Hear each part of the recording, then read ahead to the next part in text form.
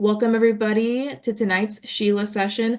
My name is Annalise Schrader. You've probably been getting emails from me. If you're new to the SHLA program, I run the program, so if you have any questions, you can always send them my way by emailing outreach@swe.org. Just put that email in the chat if you ever need it for anything. Tonight's session is a discussion panel with three collegiate SWE members, so I'm very excited for what we have in store. I'm going to go ahead and share my screen. All right. So tonight's session is reporting from college. It's a collegiate panel discussion. Before we dive into that, I want to give a shout out to our sponsors. We have Honda, Avnet, Honeywell, ExxonMobil Foundation, the Catherine McQuaid Foundation, and Danaher. And there will be a Q&A at the end of this session. If you have any questions throughout, I recommend writing them down maybe on a piece of paper just so you don't forget them. You can always put them in the chat. They just sometimes will get like buried if other things are commented. So that's just a word of warning for that. And the session is being recorded. So if there's anything that's talked about in this, you want to come back and watch it later, it'll be posted on our YouTube channel probably in like a week or so, but I'll send out that link when it's available. But okay, we're going to go ahead and dive into it. Let's meet our panelists. So tonight we are joined by Portia Planche, Paige Drum, and Jocelyn Mata. I'll give a quick introduction to the three of them. So Portia is a third-year PhD candidate in biomedical engineering at the University of Nebraska-Lincoln. Her research focuses on developing single-walled carbon nanotube biosensors for detecting key analytes at the cellular level. She is passionate about merging nanotechnology with early diagnostic treatment to enhance disease detection and therapeutic strategies. Beyond research, Portia is a dedicated advocate for women in STEM, serving as the current president of the Graduate Society of Women Engineers at UNL. In addition to her academic and leadership pursuits, Portia enjoys exploring her creative side through painting and the arts. And then we have Paige. Paige Drum is a fifth-year mechanical engineering student getting her Bachelor's of Science in May. That's exciting. At Rochester Institute of Technology in Rochester, New York. She's had 62 weeks of internship/co-op across 3 companies, and after graduation, she'll be joining Eaton Corporation as a mechanical design engineer in their 2-year leadership development program at school. At school, she is involved with Momentum Leadership, an on-campus office job, RIT Suite Chapter, and another women in engineering organization, where she has served on the leadership board twice and has been a mentor to freshman students. And third, we have Jocelyn. Jocelyn Mata is studying geophysics and computer science with a minor in electrical engineering at California State University, Northridge. She is a Latina first-generation college student and a NASA JPL Solar System ambassador. Jocelyn is the president of Leaders in Engineering and Computer Science Club, the Region 2 Vice Regional Student Representative of the Society of Hispanic Professional Engineers, and a mentor for First Robotics Team in 2024. She's a member of numerous organizations such as the Society of Women Engineers, National Society of Black Engineers, and the American Society of Civil Engineers, just to name a few. Jocelyn's dream is to pursue a master's degree in mechanical and computer engineering, work at NASA's Jet Propulsion Laboratory, and inspire the next generation to pursue STEM, regardless of background. So, very clear that we have a really spectacular trio coming to speak with us tonight. And with that, we're going to go ahead and get into the questions. So, first question that we have is, what things did you consider when choosing what school you would attend? Portia, if you want to go ahead and start with this question. Okay. All right. So I'm happy to talk to all of you, and thank you to SHLA for the opportunity. So when I was choosing my schools, one of the things that I was most interested in was the research opportunities, especially because I'm international as well. So I was more interested in like if the school had the like the equipment and the support that I needed for the kind of research that I was interested in. Another thing that I was also looking out for was like funding opportunities as well, because again, as an international student, things are a little bit different. So then being sure that I was able to get like funded for my research and for my work was also very important. I think another thing that I was also looking out for was like diversity and inclusion, or like the environment of the school, and if they had like support systems for diversity and inclusion in the school. So those were like more or less like the main things that I looked at when I was choosing my school. Thank you, Portia. Next, we'll just move on down the line. Paige, if you would answer this question. Yeah, so I chose my school also based on a wide variety of factors. The biggest factor I think for me, besides the financial aid package that I was able to receive, because I'm also a first gen engineer, so first gen engineering college student, so that was kind of big for me because I am funding my own college. I looked into RIT specifically for their co-op program. So for those who may not know, a co-op is an internship that extends into an academic semester. So part of my program has co-ops baked into it. So before I can actually graduate and get my diploma, I have to have a year of co-ops under my belt, which offers me hands-on experience in the workforce. So that was really important to me. Although I didn't end up going with the master's option at RIT, I did look into schools that had 4-1 options pretty seamless into my curriculum, where I could do my 4 years in undergrad and then do one more year to get my master's. I also looked at the size of the campus slash the student body and kind of the diversity of all majors that were included at my school. I personally didn't necessarily want to go to a very only tech school. So my school is really diverse with arts, engineering, tech. There's a wide range of people, and it's really nice to kind of meet everyone and get more diverse experiences from the different students that I engage with. Awesome. Thank you, Paige. Jocelyn, you are up if you want to answer this question. Yeah, sure. Um, when attending or when choosing a school, what I did first was like I was my junior high school year or my senior year of high school, junior, I don't know if I said that twice, junior high school year and senior high school. I was going to explore campuses. I had a college prep coach that was helping me, do the applications, choose which schools, which ones I could afford, seeing which ones that I could get a free voucher for based off like being first gen, things like that. So determining factors like finding the opportunities to see what school would I would go to, going to tours, going to workshops.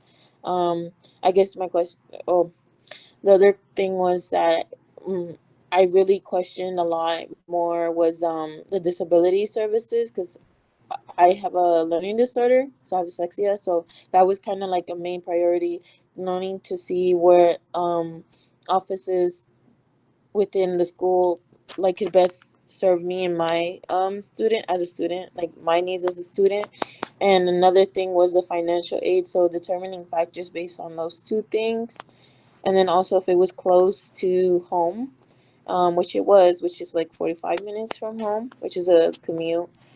Driving distance, which I didn't want to be away from my parents. So I thought a lot of things. Yeah. No, that makes a lot of sense. Thanks for sharing.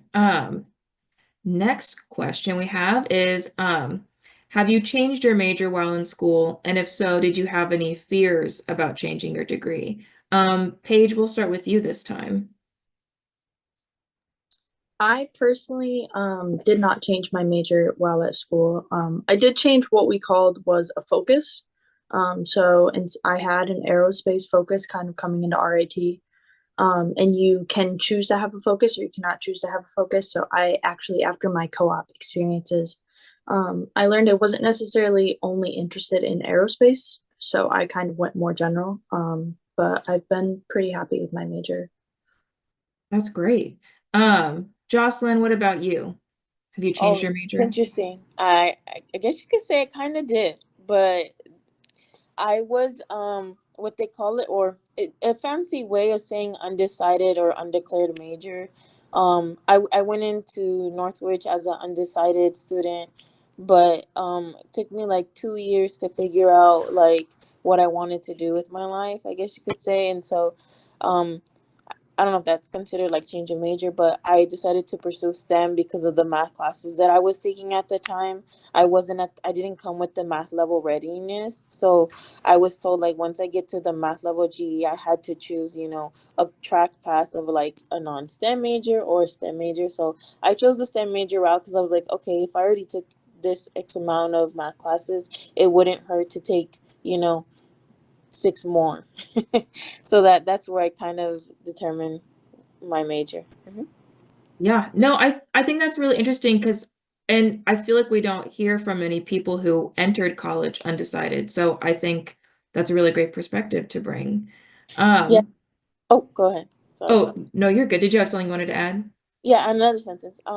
The reason is because also I wasn't exposed to STEM opportunities growing up. I mean, I was a little bit, but I couldn't be a part of it because I was kind of discouraged because of my disability counselor was scared that like people would hurt me and things like that. But now as I'm older, like I kind of see why she or he was protecting me from being a STEM major because you face a lot of things in Mhm. the real world. So yeah. No, that makes sense. Portia, what about you? Have you changed your major at all?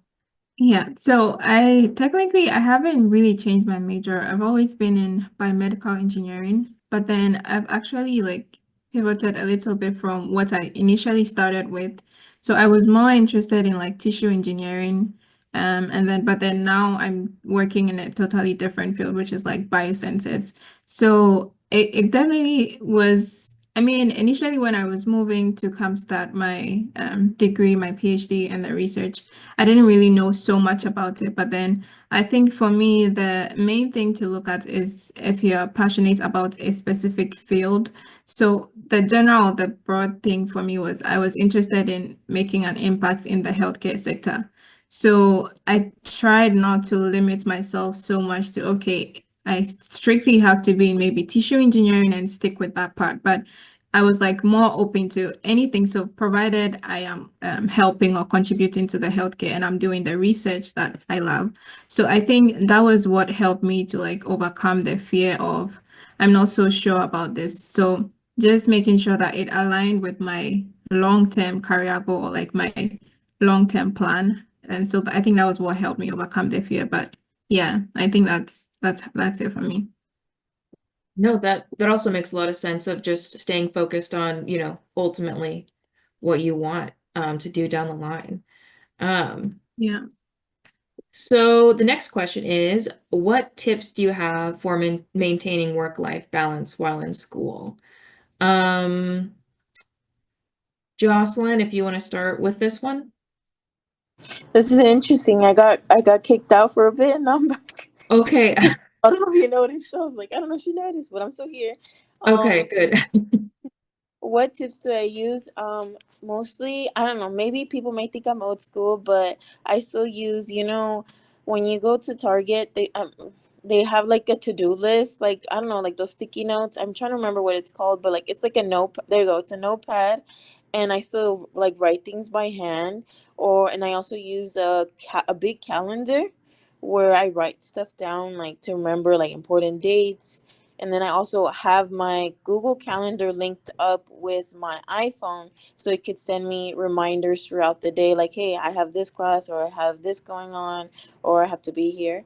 Another tool that I use is Perdomo method, where I focus on a task for 30 minutes and then I take a 30-minute break and do something else, like I don't know, eat a snack or like binge watch a show or something to like decompress. Another thing is I started doing this thing where like in the weekends, like, oh, if it's not due right now, like why pressure myself to do it when I still have a few more days to do it. So I try to use the weekend as to like, yeah, I still study a bit, right? But mostly like take the afternoon off to just focus on being outside, being, I guess present with Mother Nature, and in the sense of like going outside, doing instead of be connected to my computer. So trying to find ways to maintain that balance. Yeah. No, I think that's super helpful. It makes a lot of sense too, with especially like you said, like 30 minutes working on something and then taking a break. I think that's really smart. Um, uh, Also, putting away the iPhone.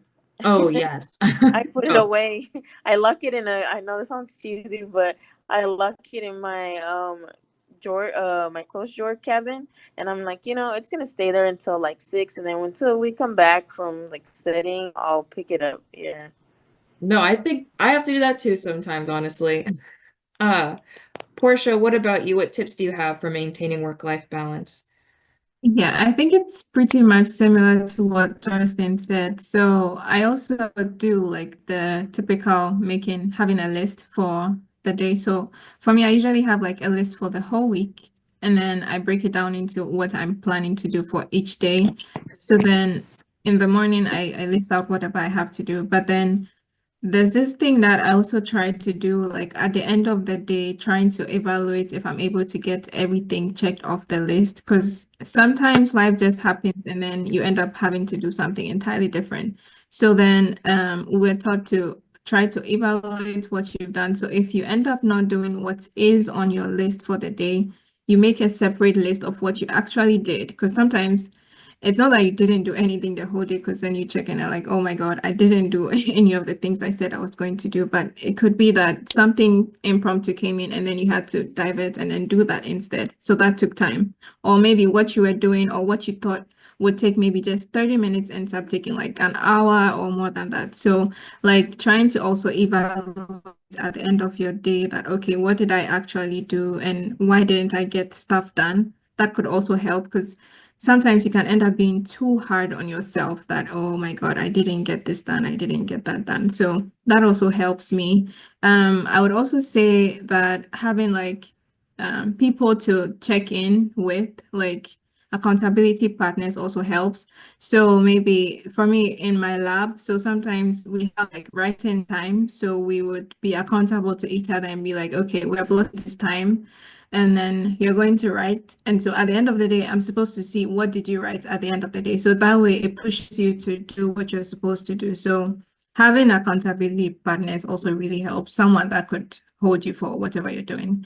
And for like trying to balance, I mean, initially when I started, it was really hard trying to find like a balance for myself, because then I had to figure a lot of things out as the time went on. But then now, at least I try not to do so much over the weekend. Like I try to free my weekend as much as I can to be able to reset. And then so that's how I developed the interest in painting, and then like trying to do something outside of like science or my research. So something that just helps me to relax and calm down. So I think that's how I'm able to balance. But some days I'm not able to balance at all. So it's just like some days it's not like 100%, but then it's okay. It's not, Yeah, yeah. I think that's really, you said something about like it's easy to kind of like feel bad about not getting done everything you wanted to in that day. So I think it's smart to kind of try to set like realistic goals and also give yourself that weekend time off, kind of something you and Jocelyn have both mentioned. Paige, what about you? What tips do you have? So one big tip that I would say is one, definitely make like a calendar system your best friend. My Google Calendar may look scary at times, but it has saved my life in so many occasions. Where maybe I forget, like I have a meeting I was going to go to for something for leadership, or I'm just trying to schedule out my time. It's been really helpful. One thing I would look into on college campuses is there's maybe an opportunity for a campus to have something like my school has. So, what my school has is we have this place called the Center for Academic Success. So coming here to college, it was a big change from high school because personally, I never really studied in high school. I didn't have to kind of add those extra hours in after times, where I found in college that I did have to put in some of the actual work on studying to work on for studying for exams or quizzes. So what the Academic Success Center does at RIT is I was able to meet with them and provide them my schedule. And they were able to help me develop different studying tactics, how to work with my Google Calendar, how to study for all my classes that I need, and really kind of how to learn how to have like a good school life balance. Because in high school I was also very active and I didn't really use Google Calendar prior coming to college. So now having all of my classes, that has been very helpful. I also found it pretty easy to get to know my counselors and support system while balancing for my work-life balance. So if I ever feel that maybe my balance is a little bit off, I can go to those support people in my network, and talk to them, and I can kind of get their 2 cents, or maybe I have to see where I may have to take a step back because, um, as Portia also mentioned, like taking breaks is very important. Like it's very important that you allow yourself some breaks, and you won't get everything done every day, but I think I also have like a whiteboard to-do list of like daily tasks that I try to allot for myself, and that has made it really easy to do work-life balance for me, but also kind of add anything if needed. No, that makes a lot of sense. I also like that you mentioned having a support system around you too. I mean, because accountability partners were mentioned earlier, but also like teachers or counselors, that is really helpful, makes a lot of sense. For our next question, have you experienced having an unhelpful academic advisor or professor? If so, how have you overcome or worked around this? I think Portia will start with you.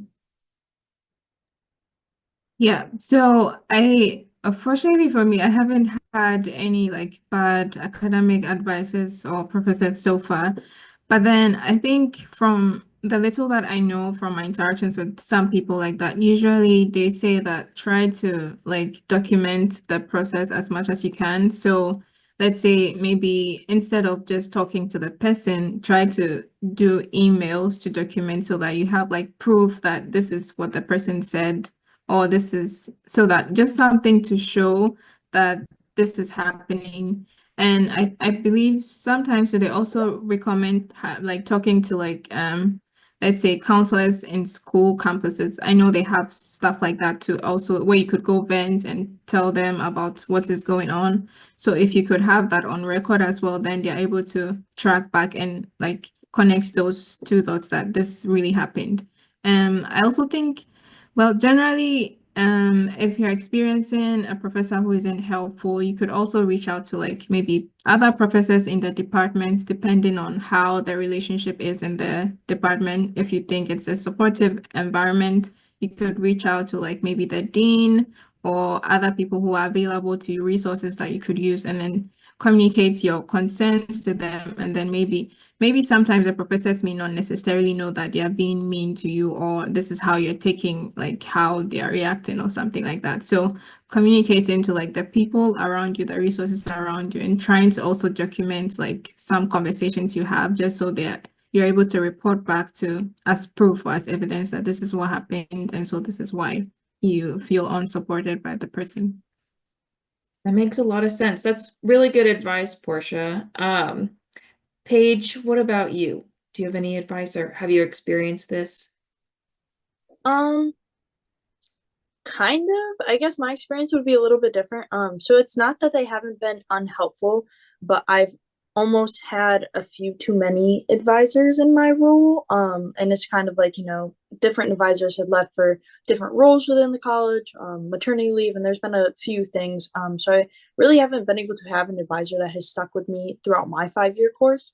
But once again, kind of going back to like that network that I have created. So in my like academic circle, there are people in my program that aren't necessarily professors, but they aren't exactly like academic advisors. They're kind of like general staff that I'm still able to talk to, and they've been really helpful with helping me curate my schedule and find the people I need to talk to. Maybe if my academic advisor doesn't necessarily know because maybe they're new to the role, or they don't necessarily know me as like an individual and as a student. So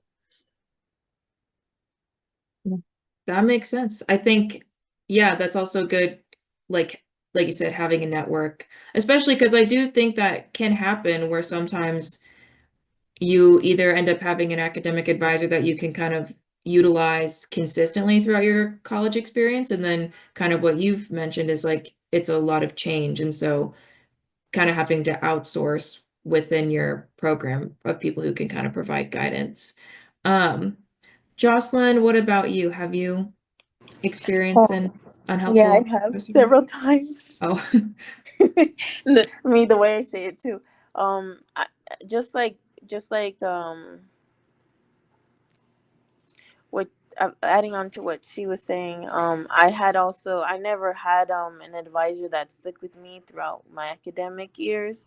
That's always because constantly changing, or I constantly having to switch, having to move, and I'll be honest here. I don't trust my advisor with my DPR. That's what we call it, our degree progress report.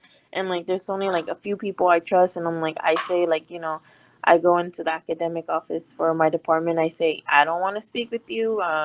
Respectfully, I want to speak to the dean or my department chair about my courses or what I'm taking, because I felt like over the over the years, like I've been discouraged, like, oh, because the nature of my disability is not something that is common, that you should pursue this, kind of the stigma of like, why are you doing this, who are you trying to prove, like, we're trying to be Stephen Hawkins, you're trying to be the next what are you trying to do?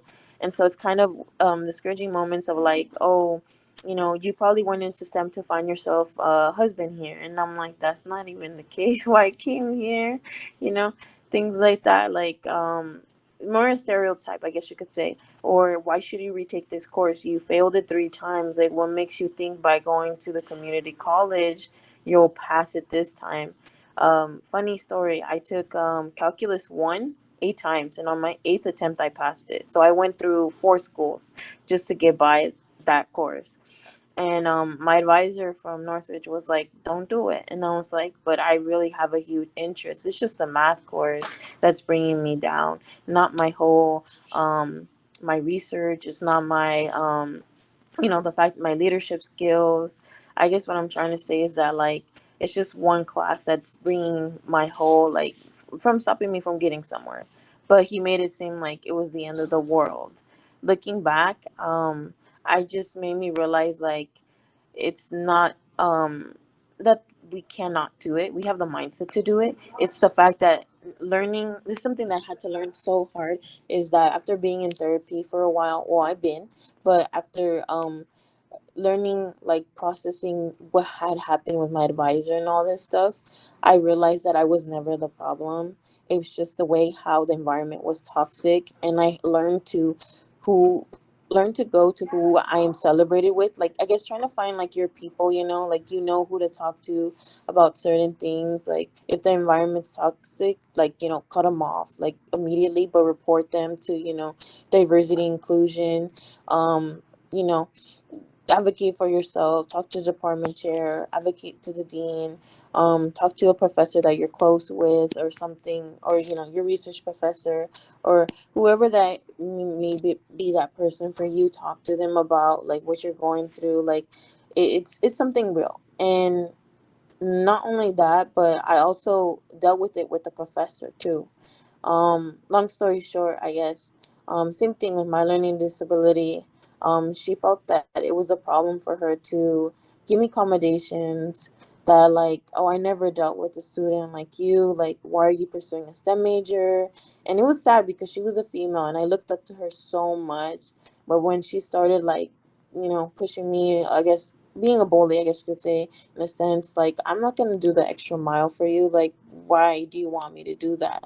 Like, I don't get paid enough to sit here and, make sure you understand the material. Like, yes, 1 hour, yes, for office hours, but not for like other things, like your accommodations. Like, is it really a disability issue that you have? So it was a constant battle. I had reported the professor. Yeah, it was really tough. Yeah. yeah, no, it sounds like it, but I feel like it's good advice, like you kind of said at the beginning of, like if you know that, a professor or your academic advisor hasn't been someone that has worked well with you in the past, that like kind of being really good about advocating for yourself and finding That's people one that thing that I've noticed, will like, help you.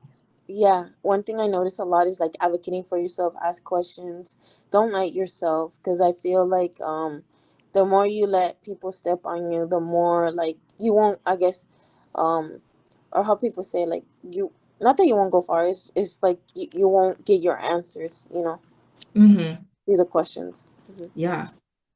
We'll move on to our next question. What ways has being a SWE member while in college helped you? I think, Paige, we'll start with you. SWE has offered me a lot while I've been in school. Besides kind of just finding a lot of my friends and even potential roommates that I have had in the past from my like collegiate chapter.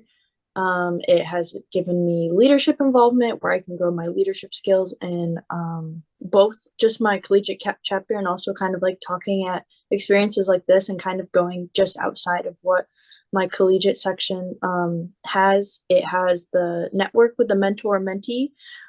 So I've been able to utilize that a few times, and I get to talk with some people kind of in the professional world and hear what they have to say about how it's going. Or I've asked questions like what is the transition like from college into post grad. And I also have met some of my like best friends actually at the SWE conference, and the SWE conference, which is a great opportunity if you can go with your collegiate chapter, highly recommend, or even like corporate. I've actually found one internship and I actually found my full-time job at the SWE conference. And it's been a lot of great opportunities of hearing with speakers, connecting with people in affinity groups like the first generation affinity group, the early professionals affinity group, and really kind of finding the network of people that understand what I have gone through and I can really build more support with them. And it's been a great opportunity. I'm very grateful to have SWE within my college years, and even very excited to still stay involved and get more involved as I transfer into like professional setting. That's awesome. I'm glad to hear that like you had such a good experience at some of the events that SWE offers too, just that community. Um, Jocelyn, what about you? How has being a SWE member while in college helped you out? It has helped me out in always, I guess, volunteering, giving back. And last year, in April, I received an award I wish I didn't expect. And it's interesting because every year I would apply for it, but I would never get it. And my mentor says, what if this time is the time that you get it and you lose the opportunity of not even trying? And so it's interesting because I ended up getting so I was recognized by the Society of Women Engineers and the LA County and or Los Angeles County, and I thought it was really nice that someone has looked into my like voluntary aspect and like also my leadership skills. So like for me, giving back to SWE has been, a blessing in disguise that like I was able to afford like that semester because it is expensive now.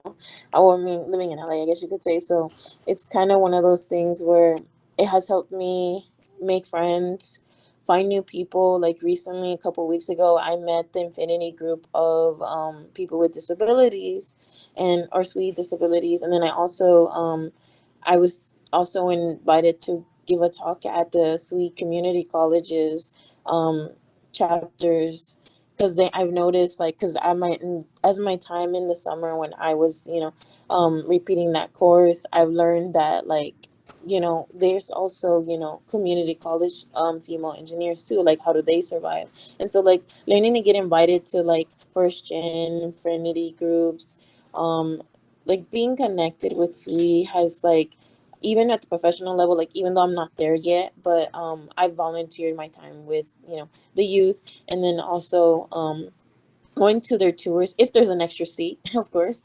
So I realized that like my time with them has been very fruitful with the fact that I need to develop myself to be the woman in STEM, but also like be an advocate for others and also to develop a mindset that I can do this. And by doing this is like building the community with others. That's great. Like really wonderful to hear. And also congratulations on your award. Thank Um, you. Portia, what about you? How has being a SWE member while in college helped you out? Yeah, I think they all said most of the stuff. So I think what's really key when it comes to SWE is the support like that you get from the community. So especially for me when I was coming in as an international student, I didn't really know anyone. It was like very new to me and all of that. But then joining SWE and then having like other people who are also like doing engineering, they're also female. It was really encouraging. It was like a very good space for me to also like get to know people, make friends, and then also even learn from the other people because sometimes you can feel like you're in a little bubble and you're in this all alone, or you feel like, oh, I'm going through this thing, and you think it's just you, but then when you interact with the other ladies, you get to learn that, oh, okay, it's not just you, like other people are also going through it. And so like being able to share with them and then learn from their experiences also really helped me. And I also I took part of some of the college's leadership programs in TWE. So previous to be, well, I still am an introvert, but then I also always used to think leadership wasn't like something that I wanted to be so much involved in.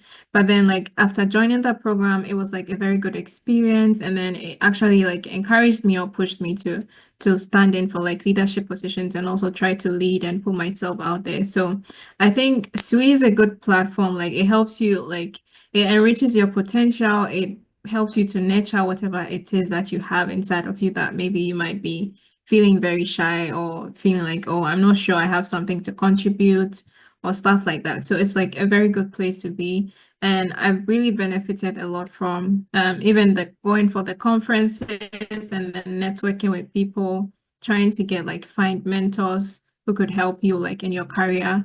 And so yeah, I've enjoyed being SWE member. That's awesome. I'm really glad it's been able to help kind of provide a sense of community in that way too.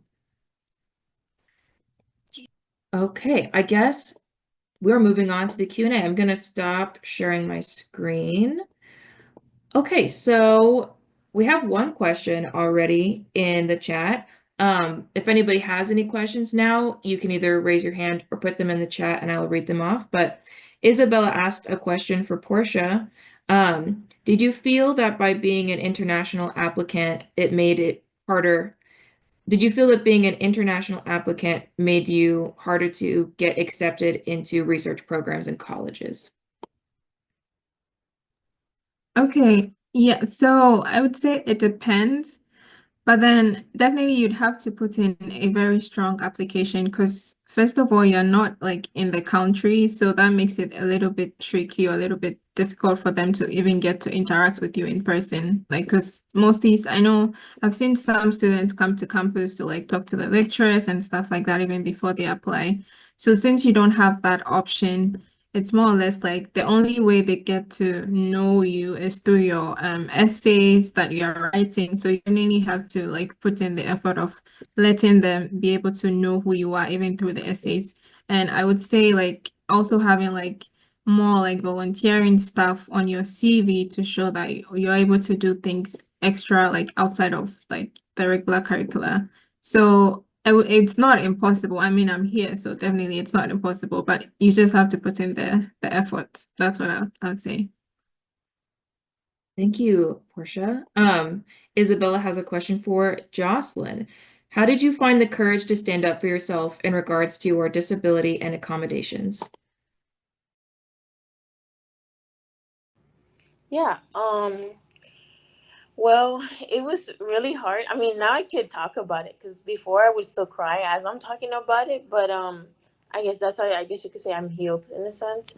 But it um when I saw that that was happening to me, I realized that like I needed to speak to someone.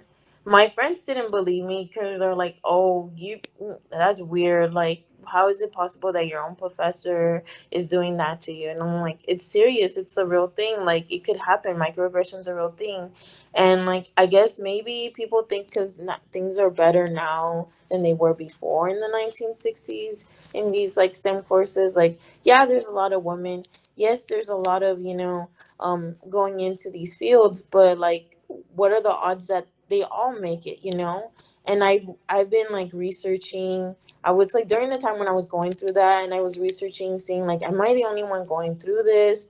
Like how can I defend myself? How can I, advocate for myself? How can I be that person for myself? Because in high school, in my K through 12, I guess you could say, from kindergarten up to 12th grade, I had a teacher specialist with me, but then when I got to college I didn't have that. So the fact that someone, I would have always had another adult, or I guess what I'm trying to say, always had an adult with me, but in terms of like when college came about, I didn't have, like, my first year I had someone, but then like after the first year you're like pretty much on your own. And so for me, to having a mentor was key, or having someone to be there for me was key, in a sense. So I had a mentor um throughout some time, but then off, like, I she went to a different job.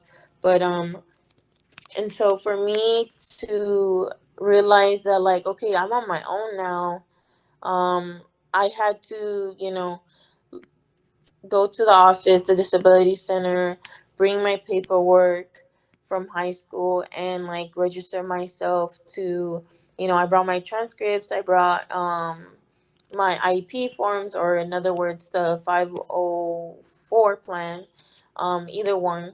And then I would showcase that I have a disability. I would answer the questionnaire. I met with the disability counselor, and every semester I meet with them to make sure, like, my accommodations, or to add any new accommodations that I need. So I always check the syllabus if there's something that I may not be able to do, or something in a matter of time. So another thing would be is that I have double time on my exam. So like that was key, letting the professors know in advance, like, I have a learning disorder. My name is this. I'm, majoring in this, and I'm in your class. And what are ways that you can help me? Even before the class had started, I would set up like a Zoom meeting, or before COVID, I guess I would meet with them in person. But I guess as COVID has evolved, I guess you could say, was one of those things where we met online most of the time. Um, or during the time. Even now, I still do either both, where they have in person hours, but it's mostly on Zoom. But I guess learning ways to um, be present, ask questions, and have effective communication, and also having it documented, like those, like how I think the page was saying it before, that like documenting like what she or he said, because it could automatically go into a, okay, so she said this verbally, but is there proof, so having, to me, was key, that having proof that I did tell my professor, hey, I have these accommodations in advance. Even then, my disability counselor would still go ahead and still let she or he know that I have these accommodations. So still send them a letter, friendly reminder, like, hey, you have a student in your class that has disability, using the disability services. So that's how they would know that I had that. Hmm. Thank you for sharing, Jocelyn. I feel like that's just really, it's good to, like, for anybody that might, deal with the same thing that you've dealt with. Like, it's just, I think, really helpful and can be inspiring to see someone who's like kind of fought through it and like, you know, No, because I don't hear a lot of people, like, I don't see, that's another thing. I haven't seen or heard a lot of people who have like disabilities in STEM, or if they do, they don't mention it. And it's like either like through word of mouth, or like, or like, I see you in the same office, like, oh, you're also a STEM major, and you have a learning disorder, like, which one's yours? And it's like one of those things where I find it very hard that, like, I feel like I need, as myself, as I'm learning, I feel like I also have to mention that, like, in every space that I'm in, like, hey, I have a learning disorder, like, or does anyone in this room like have one too, or like not saying it like that, but like people come to me after like the session, or after like the club meeting's over. I just like to mention it because I'm like, maybe there's someone else out there that also feels the same way and don't know how to go about it, and like how it is, or might feel discouraged because they have that, they feel like maybe they cannot pursue this route. But it's totally the opposite. I was watching the other day a girl, she was like 9 years old, from Mexico. She's getting a industrial engineering degree at a University of Mexico. I'm not sure like what's the name actual name of school, but she has Asperger's. And so I was like, oh, this is crazy. The fact that a 9-year-old is on television doing this, that me as a 26-year-old, like that's my sign. Like I'm doing, I always look for, I guess, in other words, like reassurance, like I'm actually doing the right thing that I'm supposed to be doing, despite of the odds, despite of like the stigma, the stereotypes. Like I'm still pushing forward. Like it may take me some time, but I'll know I'll get there, you know? Yeah. No, I think that's great.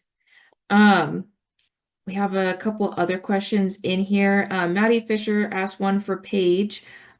She asked or said, you've done a lot of internships. What kind of internships did you do, and what kind of internships do you think are best for women interested in engineering? Yeah, I've been pretty lucky. I would say my internships have been pretty dispersed, especially in the idea that I worked for a company that's kind of smaller, where I only had one plant in the US, a medium-sized company, and then a large-sized company. I would say the best kind of internship is honestly anyone that you feel you can fit yourself into and what you think you'll get the most out of.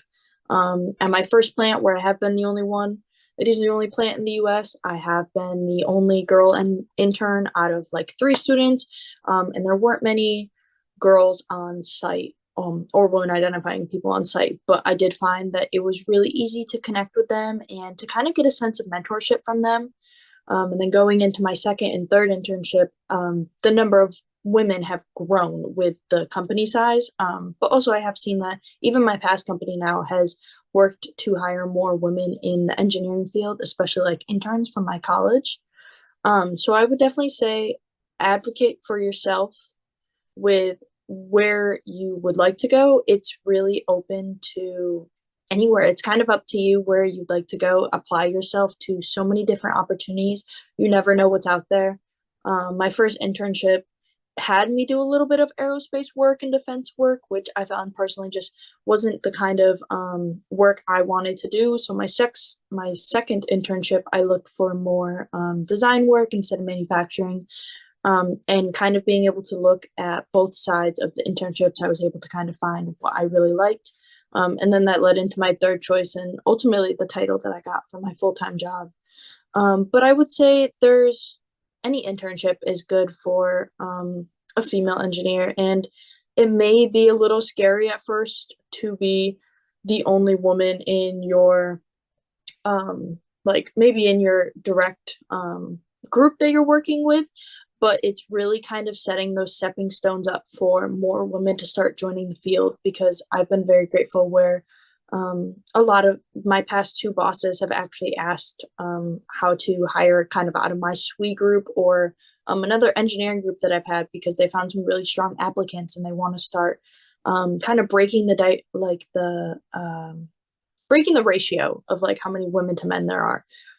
So I've been very grateful to be able to advocate for other girls in this position and try to bring more women into this position, but also advocating for myself to make sure, I'm capable of doing all of this, and I also deserve a seat at the table to be in these internships just as well as anyone else. I think that's really, really great advice, Paige. Thank you. We have another one. Well, I'll bounce around here a little bit. We have one from Nicole for Portia. She asked, what's the best and hardest thing about being a biomedical engineering student? Okay, so I would say for me, the best part of being a biomedical engineering student is that I get to apply my engineering skills like in the healthcare sector. So it's really interesting. So if you think of like, I'm not sure if you're familiar with what biomedical engineering is about, but if you think of like all the medical equipment in the hospitals, if you think of any technology that is being used to advance like the healthcare sector, like all those things are like biomedical engineering related. So for me, like I just get excited that I could actually do something or like work on a project, and then hopefully it could translate into like helping people like in the real world. So I think that's probably for me like the best part of like knowing that what I'm doing could potentially have an impact like in the real world and help a patient or in some way one way or another.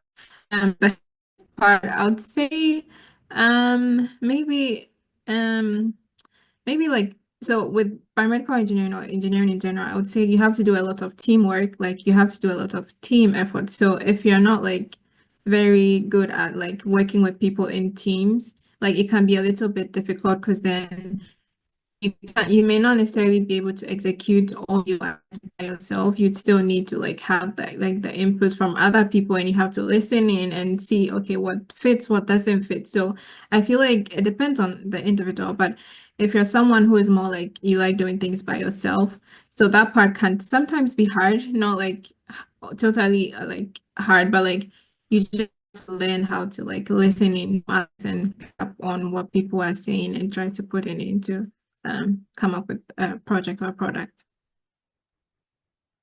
Thank you, Portia. I think we'll have time for one last question, and I'll take the one from Maddie. Maddie said, I know Jocelyn said she had trouble with math at different colleges. So for Portia and Paige, what math level did you go into college with? And if you were at a lower level, did you have trouble too? I'm going to take calculus one senior year, and I'm curious if it'll be enough.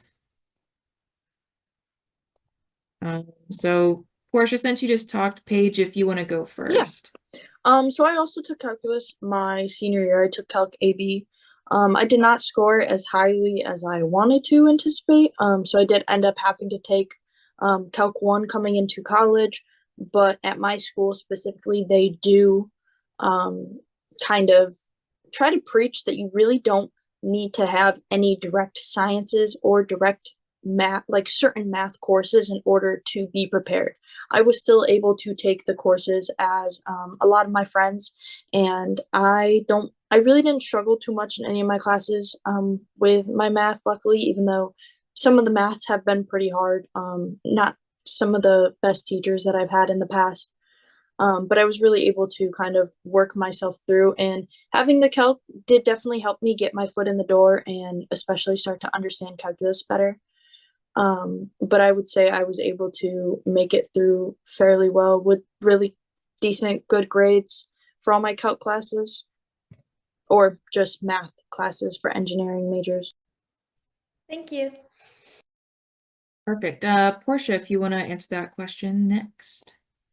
Yeah, I think it's similar to that. So, but then in my case, I had to transfer like from credits from like back in my home country. So it's mostly like I still had to have like those calculus and algebra and differential equations and all of that. So yeah, I wouldn't say I necessarily struggled with those so much, but then my grades were like quite okay, like just good enough.